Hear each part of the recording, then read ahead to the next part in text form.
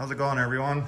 It's been a while since I did a video, so I figured I'd show you the car that I was going to show you like, I don't know, 5 months ago. So finally back to working on it. This is a 1970 Plymouth Duster, big block, rear half car. So anyways, I'm going to what I've got done on it so far. This one's got a full QA1 front end on it. It did not have a QA1 K member, but I got a really good deal on a couple K members, so I put the other one in here. And for you guys, don't yell at me because I did not cut the motor mounts off this one. It had, the driver's side was already cut off, so I just smoothed it out, welded it up better, and then I cut the passenger one off. So it was never gonna go into another car anyways. I got a really good deal on both these K members, so the one that's in my Valiant was brand new in the box, and then I got this one and paid $300 for both of them. So couldn't pass them up. So anyways, I did that. I put this K member in here because that's what I had it for. This car under the hood has got a lot of work left to do. I did firewall stuff, took all the plates that were in it out and redid all of the block off plates. Big reason for it is there was just a bunch of air gaps in them and stuff. So made new plates, siliconed them, pop riveted them in. I did not want to weld all these ones in. So this car is just a race car, so it'll work. Anyways, this car has wheel headers. This car is a 540 cubic inch injected alcohol motor, an RB, so raised block. Wheel headers. I had to clean up the wheel header areas. I just made them nice and smooth. Made them prettier, I guess would be the way to say it. And this one does have that raised master cylinder deal on it. When I get a little farther along, it's just all sitting in there right now. I don't have the plunger in it. So when I put it all the rest of the way together, I'll video it so you can kind of see how it works. But you can see how much it raised up. So just for you guys with wheel headers, that's the trick. We'll walk around it real quick. This car literally got taken apart because I wanted to redo all the wiring and the cage inside the car. Cut all the old cage out. I got the main hoop set, but I haven't got any farther than that. How I do this is this car's got a headliner in it, so easy way to say it is I weld up the main hoop or the main part of the cage, and then I drop it. So we drop it down so we can weld all the bars in. So then I don't have to use any gussets. I don't have to worry about burning the headliner. So when I get to that, I'll video it. But otherwise, I mean, it's a pretty solid car. It's got all the tin work done in it. Nice bead roll. Dana 60 ladder bar car, 456 gears. It's got a 33 1615 on it. Motor is right here. I showed this motor before. It's a iron block Indy heads. It's got the 440-1 heads on it. This is not the intake that's going to stay on it.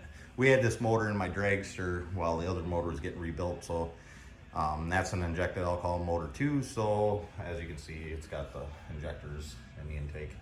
But I left this intake because it's easier to pop on and off. This has actually got a tunnel ram with 2 toilets on it. So, and then other projects. The reason why I haven't been doing much is I've been working on Mark's stuff. Here's his little 440 for his truck that we're doing. I'm just waiting for the heads and the camshaft to come back because we didn't know exactly what cam was in it. And it was a bigger cam for the stock valve, so obviously I had to get the valve springs set. And while the heads were in, we just decided to have them reconditioned anyway. So, I mean, they're already there. Might as well get them checked out. So that's on hold until then. Any of you guys looking for any 400 blocks? I got a couple 400 blocks that are boiled and checked, you know, block and mains. or if somebody's, you know, and obviously somebody local Minnesota area, it would be, you know, I'd sell them. Otherwise, if somebody's looking to have a motor built, I can also do one of them for you. So I'm trying to think anything else on this car at the moment. This one's got, supposedly that transmission was built to hold 1,000 horsepower. So we'll see. Paid a lot of money for it and brand new. It's never been used yet. So, and just trying to think anything else on the car. Oh, motor's gonna go in the car. That's why it's out right now. I gotta put it in there before I finish everything. Big thing is when I get the cage in, I gotta have the motor in it for the cage so I know where some of the bars are gonna go. These front bars are not hooked to anything but the firewall. So I gotta know where the willow headers are so I can run the bars through the firewall to hook to the main. And this car, it's kind of weird. When I bought it, it was already done to it, but the motor's set back in this car probably 2 inches. So all you big block guys kind of know what that does. It puts that transmission right up against the firewall. You can see there's 2 holes cut. Them are to get the top 2 bolts out of the transmission. So I got to get the motor and tranny in there to figure out where them top 2 holes are, and then I'm gonna weld them back in and just put you know, rubber grommets in them so I can just pop the grommets out and it'll be nice and neat and not, you know, just have 2 massive holes sitting there. Because that's what the guy had before. He put duct tape over them and that was it.